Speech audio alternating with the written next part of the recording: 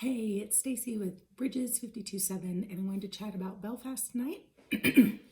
um, it's a really interesting movie, excuse me, and it's told through the eyes of children, particularly. There's a family, but especially the children, as they are in Belfast during the time of riots that are really riots between the Protestants and the Catholics. So it's ironic because I'm like, Protestants and Catholics say they believe in the same God and the same Bible, and yet they're like killing each other over these differences. And so I actually think it has a lot to offer for our world today. And it's a hard movie to discuss in the fact of, for me, in this kind of review, because it's not like, oh, here's some quick little spiritual connection.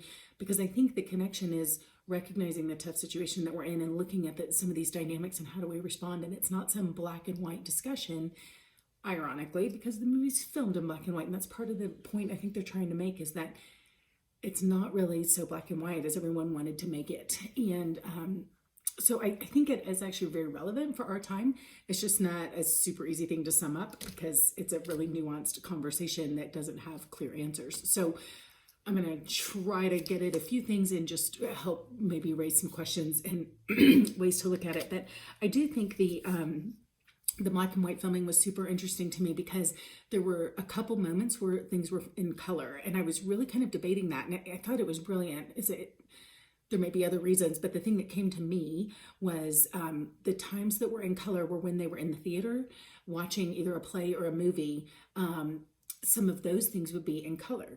And I think it was interesting that day-to-day life, because of the war going on around them, and it was all about, like I said, religious divisions, really.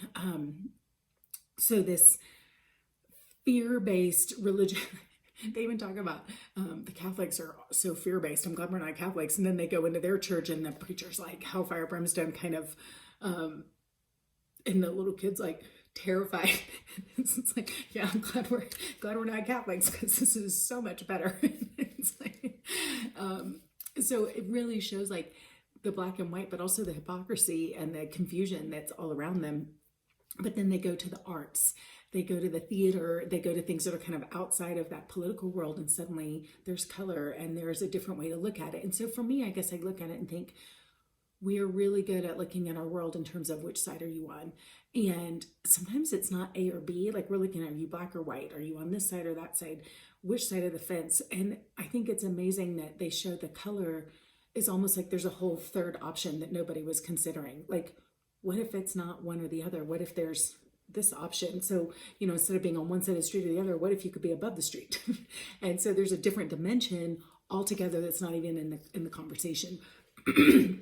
And the family that this kind of centers on, they're also trying to live that way. So instead of picking, they technically would have been on the Protestant side, but they're like, we're not getting caught, like we're not thugs, we're not going there. This is not, we want to be kind, this isn't how we want to live. And they want to protect their kids from getting caught up into this drama. But then some of the other Protestants come, and one of them's basically a gangster, and he's like, if you either contribute with money or you sign up to serve in our war, to fight yourself.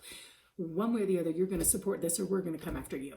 So they're no better than the people on the other side. Like there is no, and none of them are acting, in that respect, they're not acting out of love for Jesus or anything else. They're just thugs. And so the little boy has fallen in love with the neighbor. And he's asking his dad, like, do you think me and she have a chance down the road? And because he's like, because she's Catholic. And the dad's like, as long as she's kind, I don't care what religion she is. Like, they are welcome at our table anytime.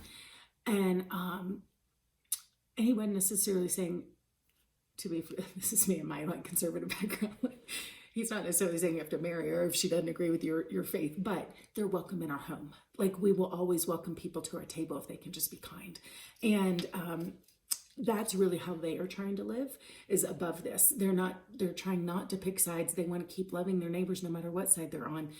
They're trying to live above it. And that's, I think, as we walk with the Lord, Jesus didn't always pick sides. And it's not about, whose side are you on with the war or whatever, but actually Jesus would show a higher way of looking at things. And that was why I think when he was dealing with the Pharisees, they were always trying to get him to draw a boundary, pick a side.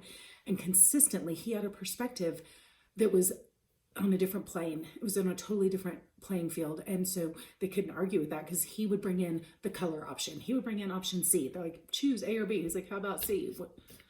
Oh, I didn't see that coming. So I think that is the beauty of the way of Christ, is that he's always teaching us that we don't necessarily have to look at things in this binary kind of way, that he has higher ways of thinking. And as we walk with him, he starts showing us how to look at things from a new perspective.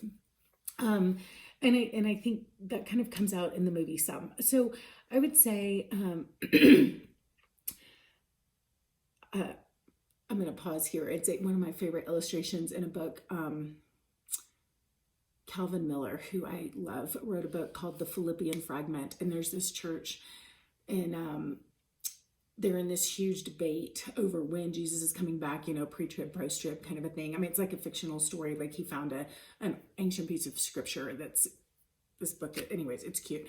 But so in this, they're in this historical time, and they're debating, what did Jesus say and stuff. And this little girl who had asked the question sparks this entire debate in the church, and suddenly they're split 50-50, and the whole church is deciding, they're casting a vote to decide when Jesus actually is going to come back, and she's going to have the winning vote now because her vote will cast, which side has the majority, and it will decide.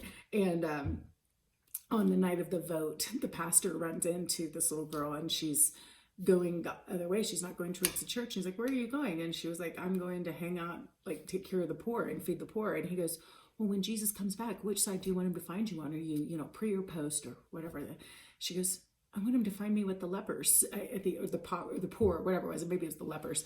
And I just left that. It was like, I'm not choosing A or B. I'm going to go choose a C that no one even thought about, option C. And I'm going to go hang out with the lepers, and I'm going to go be the hands and feet of Jesus. I'm going to go love people and they can fight over the debate. it really doesn't, it doesn't matter. It doesn't affect the way I'm going to love.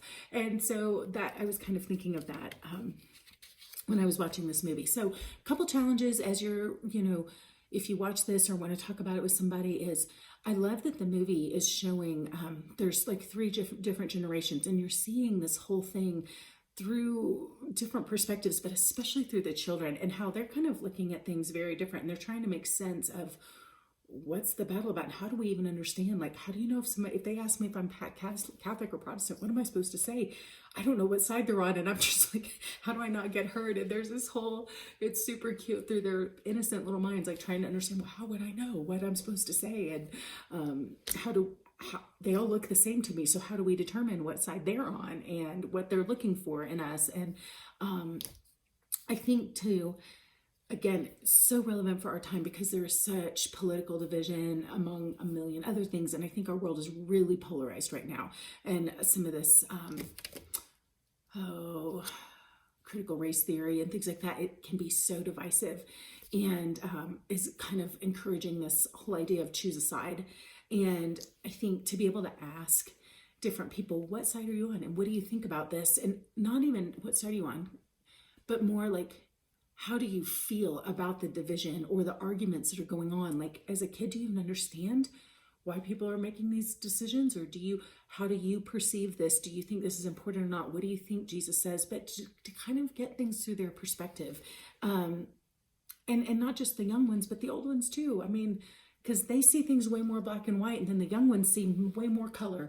And I think to kind of learn to understand where they are coming from and to try to meet people in the place that they are at, instead of always asking them to be somewhere else. And then we can help show them what the way of love may look like. Like, hey, have you considered a whole nother way of looking at this? So I think it really provides some kind of provocative opportunity to have some conversations about not just that scenario in Belfast, but to connect it to our world today and to get people's perspective on it. So that would be my encouragement.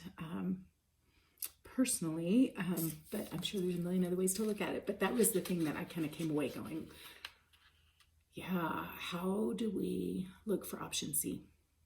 How do we stand for truth without picking sides and without being polarizing and without becoming bullies? And, what does it look like to be loving, but without just accepting everything and being compromising? Like, I can have an opinion and I don't have to agree, but I also don't, again, this family, they were Protestant, they weren't Catholic, but that didn't mean they had to go to war over it. And so, what do you do with that? And at the end of the movie, it talks about the people who stayed in Belfast, the ones who left, and the ones who were lost. And I think, again, that black and white kind of perspective, that it's hard. I mean, some people feel like, yeah, they wanted to stay because they loved their town, their country. They didn't want to leave. They wanted to stay and make it better. And others are like, we love our place, but sadly, we can't, there's no life for us here, and we've got to protect our children, so we're going to leave. And so kind of being caught up in that, like, how do we respond in our nation to these things? How can we help make it better? What does it look like to need to protect our children or our loved ones or whatever from just the climate that we're in? So not black and white answers at all, but really good to have the conversation. So hopefully this sparks your brain just a little bit. Good night.